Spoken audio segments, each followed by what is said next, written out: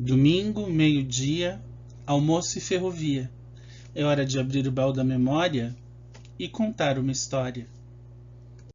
Que história é essa? É uma história de pontualidade. Uma história da Ferrovia Padrão, Companhia Paulista de Estradas de Ferro. Desde que eu comecei a pesquisar a história desta companhia, em 2004, eu sempre ouvi de viajantes ferroviários, entusiastas, trabalhadores, gente que vivia a ferrovia ou vivia perto dela, a seguinte frase: Átila, você podia acertar o seu relógio pelo horário dos trens da Paulista. E de fato a pontualidade era meta número 0 de toda a empresa, não só dos maquinistas, mas de todos os funcionários que precisavam trabalhar para que um trem chegasse na hora, no minuto e até nos segundos, cravado ao seu destino. E quando isso, por uma única vez, quase não aconteceu, qual foi o resultado? É isso que você vai descobrir hoje. Essa história de pontualidade faz parte do meu livro. Era uma vez um trem, Crônicas Ferroviárias Paulistas. Você pode encomendar o seu mandando um direct no Instagram, @memoriaferroviaria.sp. Lá eu converso com você e a gente combina tudo certinho. Muito bem. A história se passa nos anos 1950, auge da Companhia Paulista de Estradas de Ferro. A Companhia Paulista tinha atingido seu ápice em ambos os troncos, Colômbia no tronco principal, adiante de Barretos, Panorama no tronco oeste.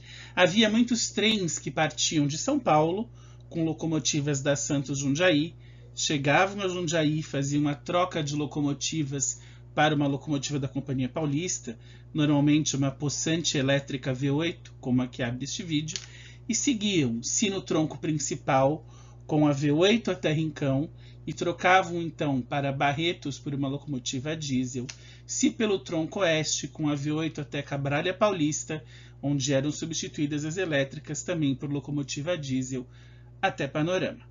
Esses trens da Paulista tinham essa troca de locomotivas por conta de um acordo de tráfego mútuo na primeira parte, no primeiro trecho, São Paulo-Jundiaí. São Paulo-Jundiaí não era uma linha da Paulista.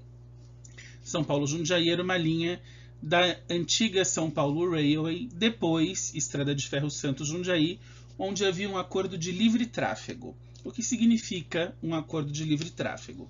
Significa que os trens da Paulista podiam circular pelas linhas da Santos Jundiaí, desde que puxados por uma locomotiva da Santos Jundiaí, e os trens da Santos Jundiaí podiam circular na linha da Paulista, desde que puxados por uma locomotiva da Paulista. Claro que na prática isso acontecia muito mais favorecendo a Paulista, que trazia os seus trens até São Paulo, e não a Santos Jundiaí, que levava os seus trens até o interior, mas esse é um outro detalhe.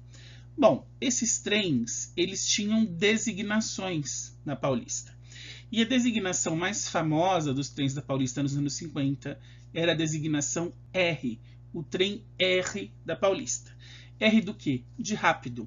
O trem R foi um serviço famoso por poucas paradas, muita velocidade e rapidez na conexão entre grandes cidades. Ele não era um trem parador, ele era um trem que parava nas cidades principais servidas pela companhia e tinha uma velocidade comercial alta, uma velocidade comercial em torno aí de 120 km horários.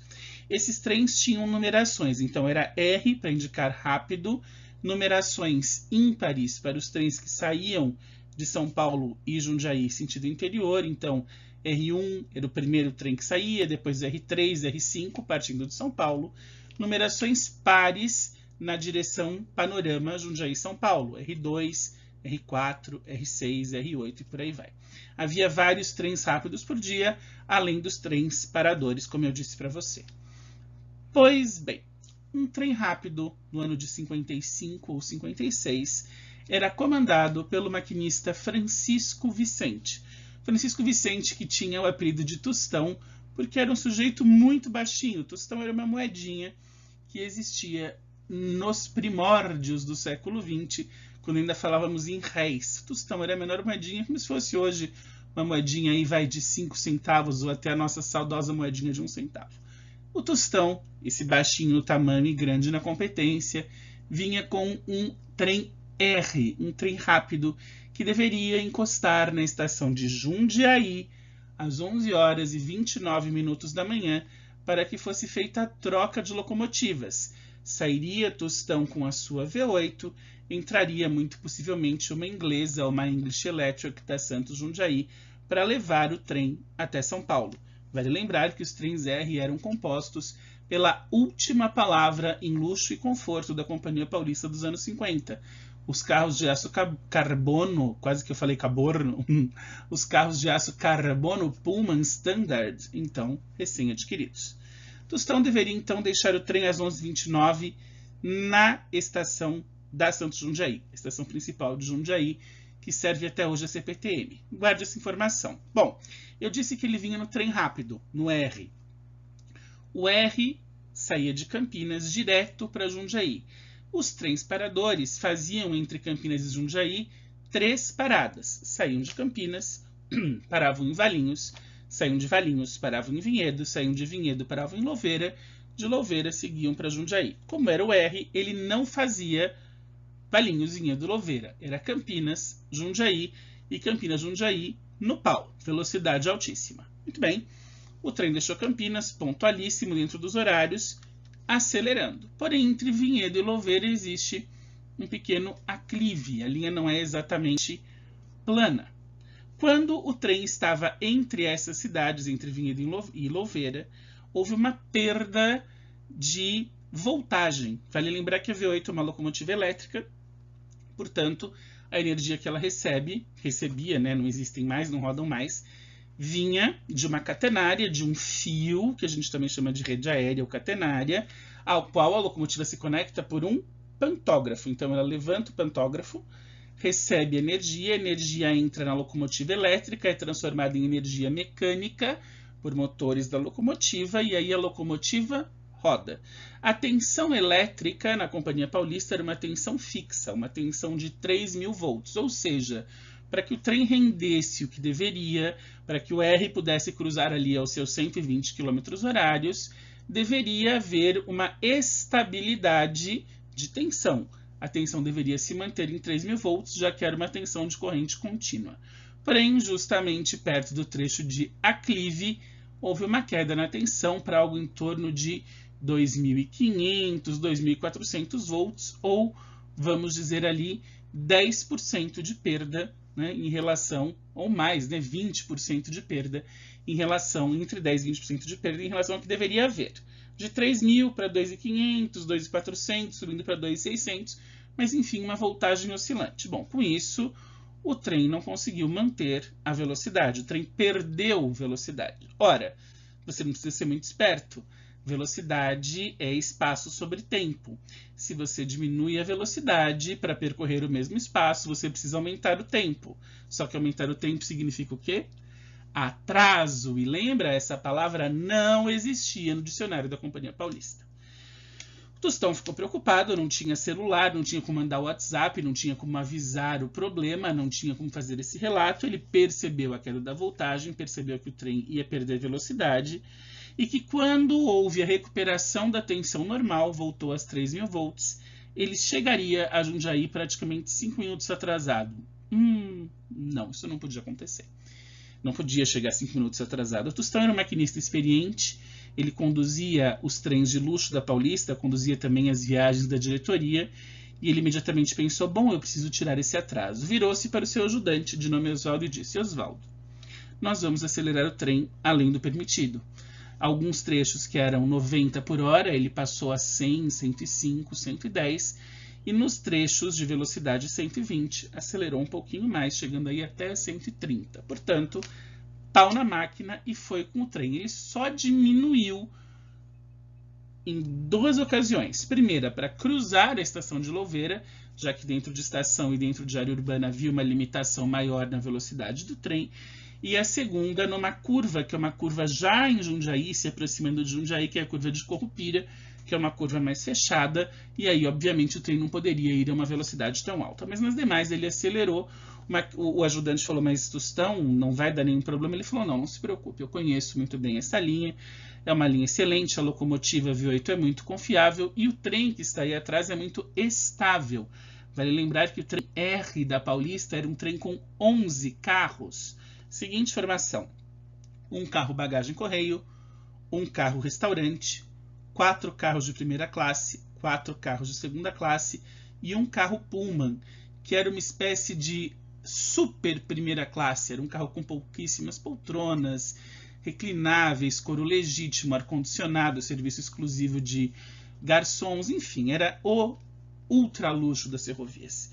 E o Tostão falou: Oswaldo, ninguém vai sentir isso. Esse trem é muito estável, a locomotiva é excelente, a vista em perfeitas condições. E nós vamos tirar o atraso. E assim foi feito. Acelerou o trem à máxima potência possível, extrapolou, obviamente, os limites de velocidade. Saberia que prestaria esclarecimentos depois, porque a V8 tinha uma fita de velocidades, que digamos ali era a bisavó do tacógrafo, e foi que foi a toda. Quando ele já estava em Jundiaí, ele percebeu que descontaria este atraso para menos de um minuto.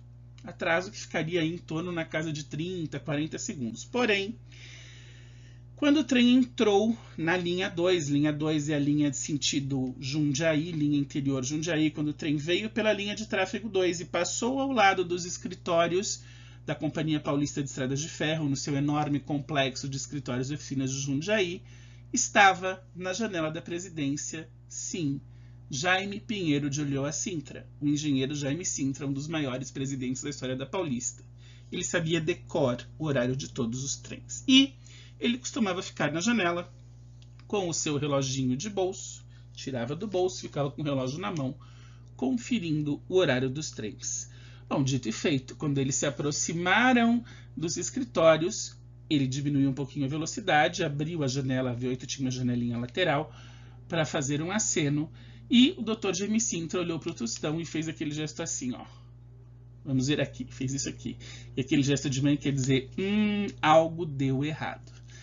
O Tostão olhou para o Oswaldo e disse: bom, Oswaldo, talvez tenhamos que prestar algum esclarecimento. Oswaldo, gancho, suspensão, porque não é qualquer falha, era uma suspensão de 3 dias. Ele falou: bom, eu não sei, mas pela expressão do Dr. Jaime Sintra, talvez algo aconteça.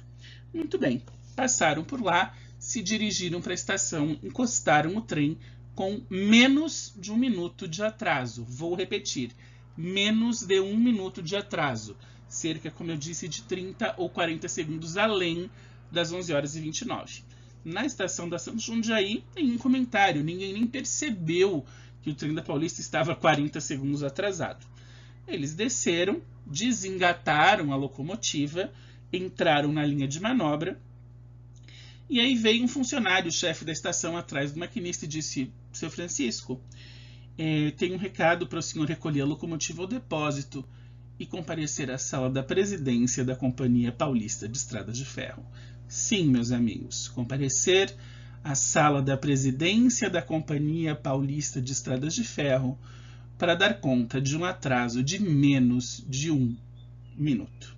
Como essa história termina? Manda aquele direct lá no Instagram e eu conto para você o fim dessa história, porque afinal ele está no meu livro Era Uma Vez um Trem, Crônicas Ferroviárias Paulistas. E eu trouxe aqui para você saborear essa questão da exigência ou do perfeccionismo, que nada tem a ver com opressão, que nada tem a ver com reclamação, e sim com compromisso, com firmeza, com profissionalismo e com ética no trabalho. Valores que hoje talvez estejam, ou que infelizmente estão, bastante perdidos.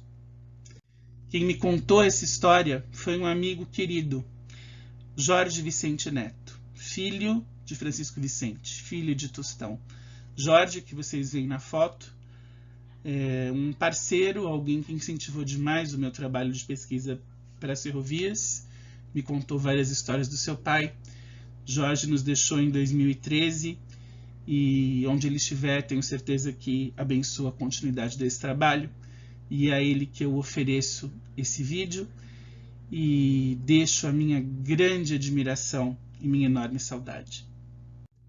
Se você quiser acompanhar esses conteúdos, não se esqueça de curtir o vídeo, inscrever-se no canal, ativar as notificações, seguir o nosso Instagram, @memoriaferroviaria.sp. Por lá também você faz o pedido do livro Era Uma Vez um Trem, Crônicas Ferroviárias Paulistas. Eu diretamente responderei. e acompanhe as novidades do projeto Conversa sobre Trilhos, inclusive a edição de um novo livro, para a qual eu contarei com a sua ajuda. Um grande abraço e até a próxima história.